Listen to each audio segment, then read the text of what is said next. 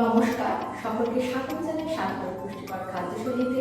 আগের এপিসোডে আপনাদের দেখিয়েছিলাম একটা স্ন্যাক্স রেসিপি ফিশ লাভারের জন্য। আজকে দেখাবো তারই সঙ্গে একটা দারুণ ডিশ, নাম হলো পিঙ্ক লেমনের mocktail. Without any sugar, without any chemical preservative, without any colour.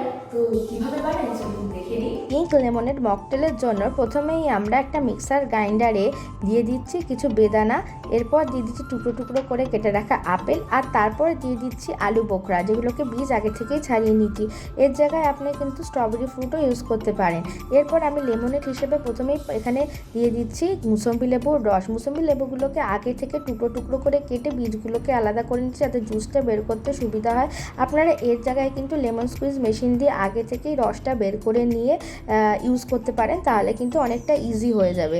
আর যেহেতু আমরা কোনো রকম অ্যাডিশনাল ওয়াটার ইউজ করছি না, তাই রসটা একটু বেশি করে দেওয়ার চেষ্টা করবেন। এই রসগুলো দেওয়া হয়ে গেলে এইগুলো কিন্তু খুব ভালোভাবে যাতে মিশে যায়, এই জন্য ব্লেন্ডিং করতে হবে। এর মধ্যে আমরা কিন্তু অ্যাডিশনাল একটু সুগারও ইউজ করব, যাতে আপনার টেস্টের ব্যালেন্সটা ঠিকঠাক থাকে। তবে ফলের রস মিষ্টি হলে মিষ্টির আলাদা দরকার নেই, কিন্তু আমরা এর মধ্যে একটু মিষ্টির গুঁড়ো ইউজ করে নিচ্ছি যাতে আপনার মিষ্টির ব্যালেন্সটা ঠিকঠাক থাকে। এরপর আমরা দিয়ে দেবো কিছু পরিমাণ মতো লবণ। লবণের জায়গায় আপনি বিট লবণও ইউজ করতে পারেন, তবে আমি নর্মাল লবণ ইউজ করেছি। এরপর দিয়ে দিচ্ছি এর মধ্যে কিছু চাট মশলা, আর দিয়ে দিচ্ছি আপনার গুলকান্দের পাচক। এর জায়গায় আপনি কিন্তু হাজমোলাও গুঁজো করে দিয়ে দিতে পারেন, কিংবা জলজিরা। আমরা কিন্তু এই জায়গাটায় সেটা ইউজ করছি না। এরপর ভালো করে ব্লেন্ড করে নিচ্ছি আমরা এই জুসটাকে, যাতে কোনোভাবে এর মধ্যে কোনো দানা দানা বীজ বা শ্বাস যাতে না অবশিষ্ট থাকে।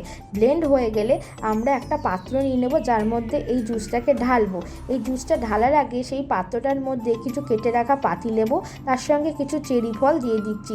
চাইলে আপনারা কিন্তু এর জায়গায় কিছু বরফ, কিছু পুদিনা পাতা, আর তার সঙ্গে বাড়িতে থাকা মিক্স ফ্রুট জ্যাম দিয়ে ভালো করে এটাকে ব্লেন্ড করে নিতে পারেন, তাহলে টেস্টটা আরও ভালো হয়। যেহেতু এটা আমি হেলদি ইউজ করছি, তাই জন্য এর মধ্যে কোনো রকম কিন্তু বরফ ইউজ করছি না এর মধ্যে। এরপর আস্তে আস্তে জুসগুলোকে আমরা ছেঁকে নেব, যাতে এর মধ্যে কোনো দানা দানা না থাকে।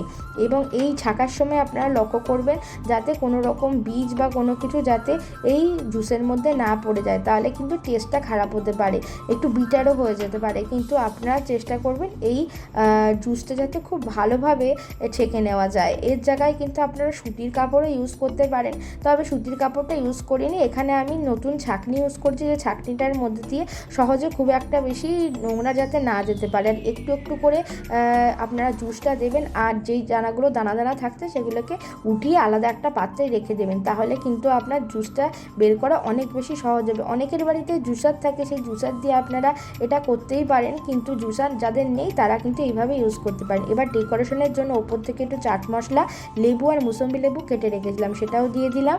আর এই দেখুন আমি কিন্তু মিক্স ফ্রুট জ্যামটা পরে মেশাচ্ছি। এটা চাইলে আপনি আগেও মেশাতে পারেন, পরেও মেশাতে পারেন, এটা আপনার ইচ্ছা।